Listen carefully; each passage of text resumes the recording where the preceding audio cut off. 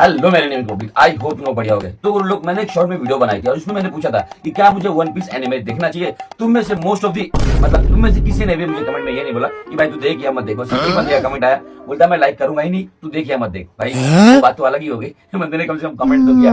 तो लोग इस वीडियो में हम बात करने वाले हैं वन पीस एनिमे के ऊपर, जहाँ पे मैं सीजन 1 की कंप्लीट स्टोरी तुम्हें एक्सप्लेन करने वाला हूँ अगले 10 मिनट के अंदर में। वेल अगर तुम लोग ने अभी तक एनिमे देखना स्टार्ट नहीं किया है वन पीस का, तो कोई बात नहीं भाई लोग, कोई प्रॉब्लम नहीं, तुम्हारा भाई तुमको एक्सप्लेन करेगा अच्छी तरीके से और तुमको पूरी की पूरी स्टोरी वो समझ में आ जाएगी सीजन 1 की। तो सीजन 1 की स्टोरी में टोटल हमें 61 एपिसोड देखने के लिए मिलते हैं। इसके अंदर में कई सारे आर्क जहाँ पे अपना जो होता है लूफी किस तरीके से अपनी जर्नी स्टार्ट करता है, किस तरीके से वो आगे अपने दोस्त बनाते जाता है और किस तरीके से भाई उसका एक बहुत ही फेवरेट या बोला जाए तो एक लॉयल बंदा फ्रेंड बनता है, जिसको हम जानते हैं रोरोनोवा ज़ोरो को। और लिटरली स्टोरी काफी ज्यादा बेहतरीन वाली है। तो हम ज्यादा टाइम नहीं लेते हैं, वीडियो करते हैं स्टार्ट। सीजन 1 की स्टोरी की शुरुआत होती है, दुनिया का सबसे बड़ा पायरेट जिसका नाम गोल्डी रोजर होता है उसको एग्जीक्यूट यानी फांसी दी जा रही होती है। लेकिन वो मरने से पहले एक ऐसी अनाउंसमेंट करता है जिसके वजह से लिटरली वन पीस की दुनिया में बवाल मच जाता है। और वो अनाउंसमेंट ये होती है कि उसका जितना भी खजाना होता है, जिसे वन पीस नाम दिया था उसने, वो ग्रैंड लाइन में छुपा के रखा था। और यहीं से शुरुआत होती है द ग्रेट पायरेट एरा। और लिटरली तभी बहुत ही ज्यादा बवाल चीजें हो जाती है। उसके कई सालों बाद एक छोटा लड़का जिसका नाम मंकी डी लूफी होता है,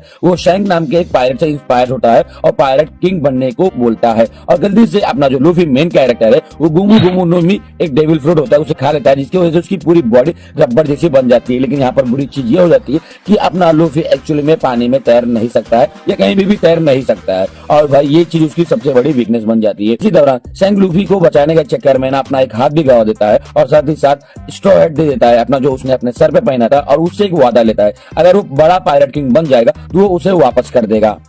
इसके बाद लूफी निकल पड़ता है अकेले ही अपने जर्नी पे, जहाँ पर वो अपने कुछ क्रू मेंबर बनाने की ट्राई करता है। तो सबसे पहले उसकी मुलाकात होती है या उसकी भसड़ होती है अलविदा नाम के एक पायरेट से, जो कि एक फीमेल होती है और बहुत ही ज्यादा हट्टी कट्टी पहलवान टाइप की होती है। और वहीं पर उसका पहला फ्रेंड या बोला जाए तो पहला क्रू मेंबर बनता है, जिसका नाम होता है कोबी। और ये कोबी जो एक्चुअली में होता है वो मरीन बनना चाह रहा होता है, बट भाई बन नहीं पाता है। उसे अलविदा पकड़ के रखती है और अपने तारीफों के पुल बांधने के लिए बोलती रहती है। तो अपना लूफी अलविदा और उसके पलटन से फाइट करता है, कुबी को भी वहां से बचा लेता है और अलविदा को भी फाइनल में हरा ही देता है। इसके बाद ये दोनों जाते हैं शेल टाउन, जहाँ पे इनकी मुलाकात होती है रोरोनोवा ज़ोरो से, जो कि एक शॉर्ट्समैन होता है और साथ ही साथ एक पायरेट हंटर भी कहलाता है। और एक्चुअल में कैप्टन मॉर्गन नाम के एक बंदे ने इसे कैद किया होता है। लूफी ज़ोरो को बचाता है और ज़ोरो उसका पहला क्रू मेंबर बन जाता है। और भाई फिर ये दोनों मिलकर कैप्टन मॉर्गन को भी बीट कर देते हैं। इसके बाद अगला हमें आर्क देखने के लिए मिलता है, जो कि ऑरेंज टाउन आर्क, जिसके अंदर में हमें दो और कैरेक्टर को इंट्रोड्यूस किया जाता है। लूफी और ज़ोरो एक चोर लड़की जिसका नाम नामी होता है उससे मिलते हैं और पायरेट से नफरत करती है। ये लड़की एक्चुअल में नामी बहुत ही ज्यादा पायरेट से नफरत करती है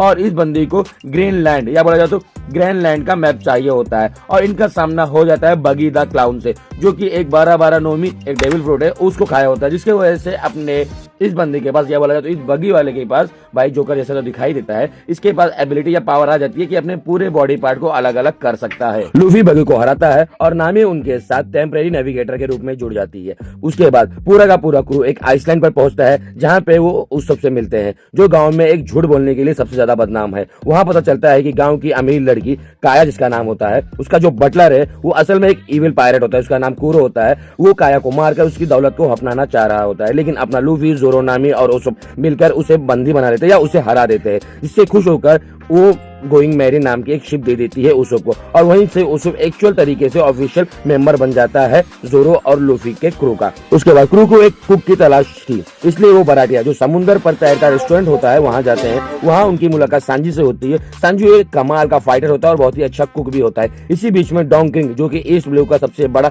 पायरेट होता है, बराटिया पर हमला कर देता है। अचानक दुनिया का सबसे स्ट्रॉन्ग शॉट्समैन ड्रैकुल मीहॉक वहां आता है। ज़ोरो उससे चैलेंज करता है फाइट के लिए, लेकिन बुरी तरीके से फाइट करने के बाद वो हार जाता है। और वहीं पर वो वादा करता है कि लूफी के पायरेट बनने तक वो किसी से भी कभी हारेगा नहीं। लूफी डोंग क्रिक को हरा देता है और सांजी और ब्लू ढूंढने के लिए क्रू ज्वाइन कर लेता है।